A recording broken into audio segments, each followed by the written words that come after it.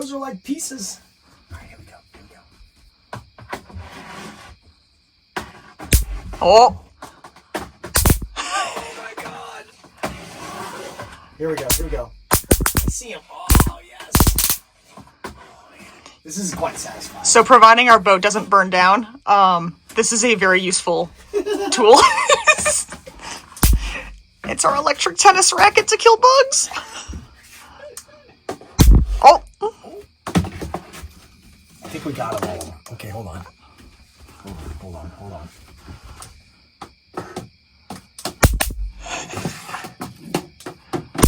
Oh. Oh my goodness. Greetings from Salty Mitten Adventures. I'm Mackenzie, and this is Hannah. Join us on our year-long adventure as we cruise America's Great Loop on our Ranger tug. Good morning. Good morning. What is going on? It's 5:37. Are we going fishing? We're going through a lock. Because that's the only reason why I get up at 5 o'clock is have to go fishing. 2 locks remaining before we have a nice little break, which is very nice. Like months-long break. Months-long break, yes. But we are going through a lock with a group of boats this morning because they're doing maintenance on the lock and they want pleasure craft to go through as early as possible. So they have hours to work on the maintenance. And it disrupts the maintenance when pleasure craft show up unexpectedly. So, And what's our theory as to what's happening here? our theory is that night shift is bamboozling day shift and telling all the boaters when they call that they all have to show up immediately in the morning so that day shift has was like all southbound pleasure crafts looking for the 6 o'clock lockage. I can start heading this way. Ah, boo. But we think night shift is bamboozling day shift. This is They have to lock through a bunch of boats immediately when they open. This is and I think there's 8 of us. We'll be last because you got to raft up, blah, blah, blah. Working the lockage until 14. Anyway. So we bum rushed through the lock this morning at 6 in the morning to immediately be greeted by zero visibility fog. We got Hannon on the bow, just looking for logs and stuff. I'm using track point, but with radar up also. Easy ride of this partnership. All the boats are talking to each other, just trying to kind of get through this section. How fast are you gonna cruise today?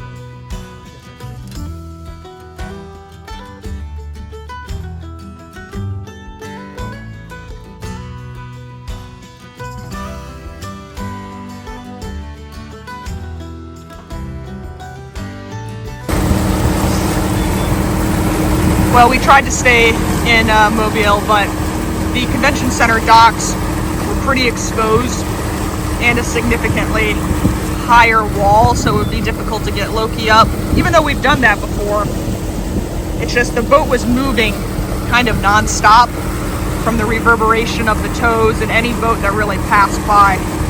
So we decided to leave. We're gonna go to Tillman's Corner. There's quite a few marinas down there. It's not as industrial or protected. We are going to Uber into Mobile tomorrow. We'll get some lunch. Hannon has a haircut scheduled. So, it's worth a shot. Good effort.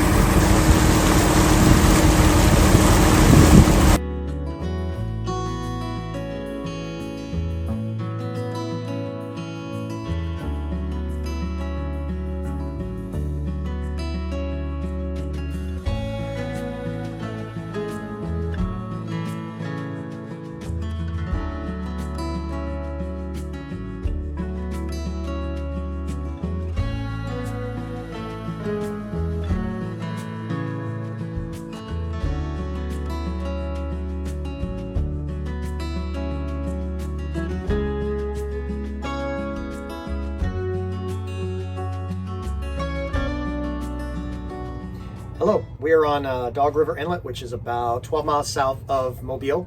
We're going to talk to you about our movement from Demopolis down to here, and then talk about the city of Mobile a little bit. We are back in the Gulf, which is great. We've had a bunch of seafood, and there's a lot of life in the water, which is really neat. Mullet, redfish chasing them, a lot of pelicans, all kind of stuff. So water's been pretty active, which is cool. I haven't seen any dolphins yet, though. No, we saw one coming in the bay. Yeah, so just you one. saw it. Yeah. I didn't see it. Yeah. It was a little windy when we came in the bay. Yeah. Yeah, so the reason we came into the bay and didn't stay at Mobile is so the city of Mobile has a convention center, and the convention center has docks. Really, it's just a big cement wall that's attached to the convention center with giant industrial cleats. We showed up, we tied off, we climbed onto the wall, we walked around the convention center wall area to see if there was any better spots for us to tie off, because our boat was rocking quite a bit. We realized there was no other spots to tie off, so we got on the boat and we sat and stared at each other for about 20 minutes. And we were like, should we stay here? And we're just sitting there doing this the whole time. And that was because of the constant reverberation from the barges and tows and personal watercraft that were constantly going up and down the river. And we deemed it was not going to be an enjoyable evening. So we went an extra 12 miles. And that extra 12 miles brought us here to Dog River, Tillman's Corner, and we're staying at the Grand Mariner Marina, which has been fantastic. They have a restaurant on site. There's been 3 nights of live music. It was a very good choice. But what we did decide to do is once we got here, we called an Uber because we wanted to go and see Mobile. And what was your impressions of Mobile? Yeah, so interestingly enough, being a child of New Orleans, I didn't really go to Mobile growing up. I maybe went twice. And the last time I've been here is probably 20 years ago. Mobile was just a place that you drove through when you were going to the Florida beaches. It was the city that has the tunnel underneath the Mobile River that you knew about as a kid, right? So I didn't know much about it. The history is very similar to New Orleans, except it's a smaller town. So, more like a Baton Rouge sized town, but it feels like New Orleans. It's actually, I think it was founded 10 years prior to New Orleans, first Mardi Gras in the United States. And I found it really neat. It was very pleasant.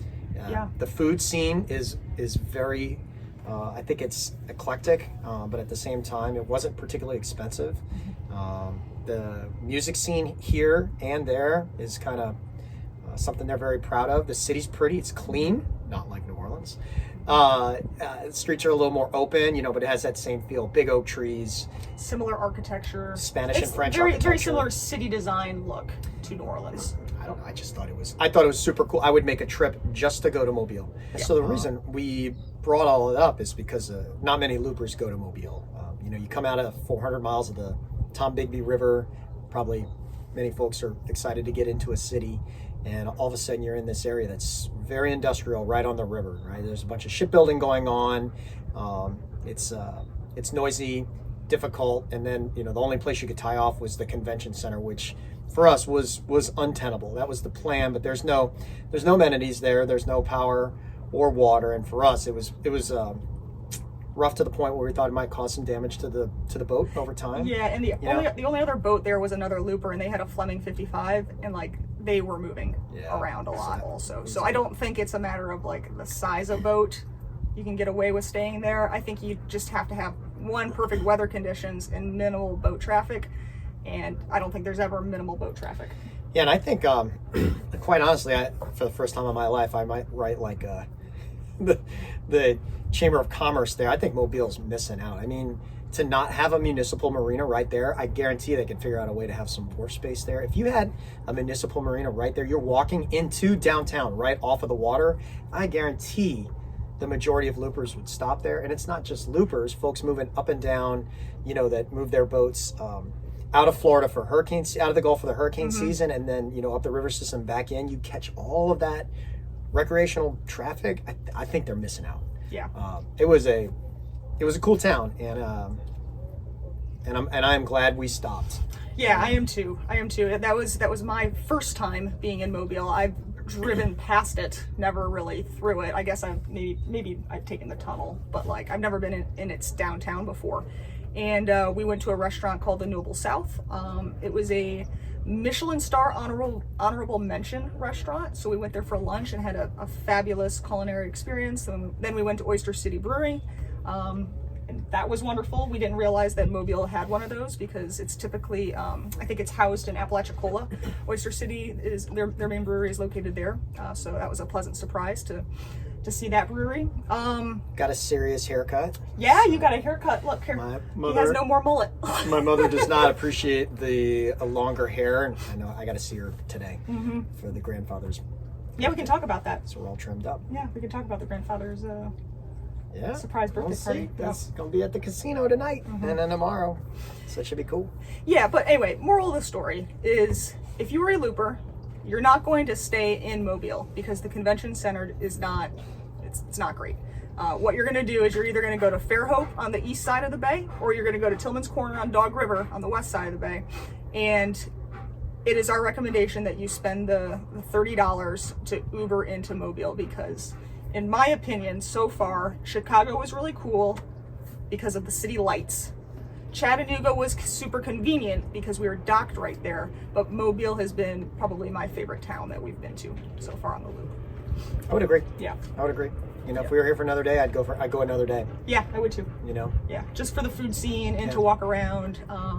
They have a carnival museum. We did not go. A couple other loopers went to that. But like, just it was so similar to New Orleans. There's beads all in the trees from Mardi Gras, from when they're tossing them from the parades. It was just, it was a neat experience. I agree. Yeah.